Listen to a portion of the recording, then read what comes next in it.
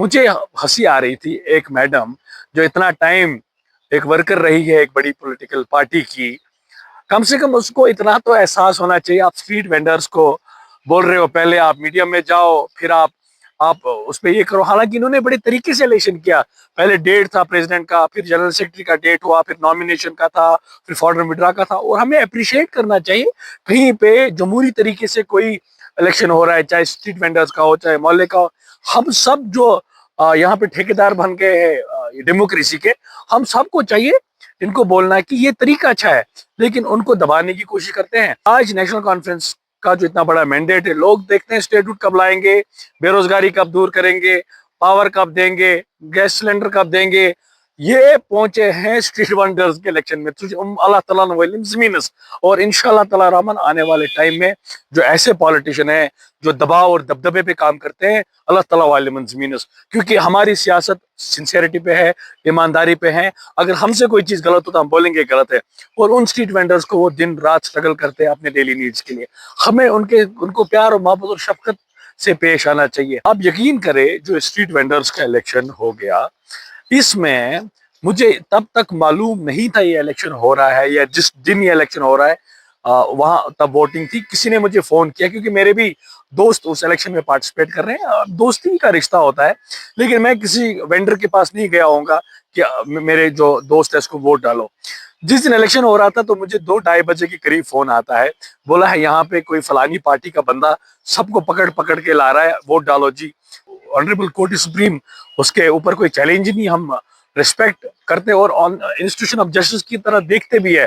जब हमको लगता है कहीं पे ज्यादती होती है, हम तो कोर्ट का ही दरवाजा खटखटाते हैं।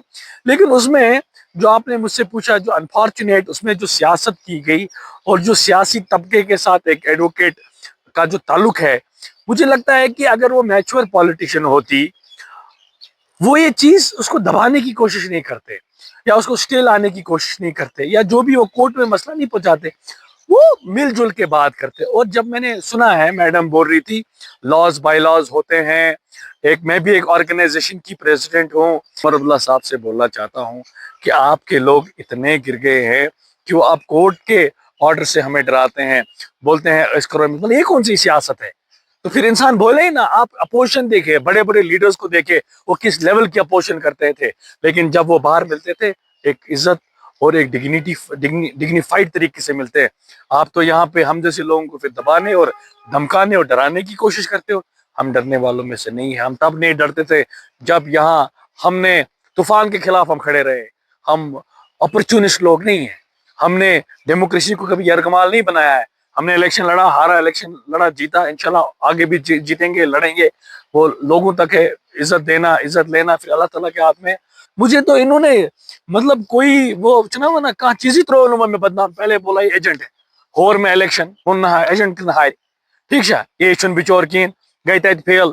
पत वो ना वही बीजेपी का एजेंट। पत बीजेपी वाले में नो कॉन्फिडेंस मोशन कर यहाँ पे बारामूला में मुझे दबाने की कोशिश की। फिर लोगों ने बोला ये बिचौर बीजेपी बोलती की। पता नहीं कि सेंटर से जुड़ित। फिर जब मैंने असेंबली में इलेक्शन हुआ, जब मुझे मतलब मैंने इकलौता वो इलेक्शन, वो मेरे नौजवान दोस्त साथी थे, फिर उसमें भी पता चला कि जो डिफरेंट पावर्स है उन्होंने किसको बारामूला में सपोर्ट किया। आपसे छुपा नहीं है मैंने कहा शुक्र खुदा इस गरीबों खुदा पोश पजान। अगर ये सब नहीं होता तो मैं माना नहीं हम। इन्होंने जितना मुझे बदनाम करने की कोशिश की, अल्लाह ताला ने मुझे लोगन, पहले मुझे बीजेपी ने नो कॉन्फिडेंस मोशन की, फिर वो लोग अपनी पार्टी में चले गए। मैंने कोई पार्टी ज्वाइन नहीं की।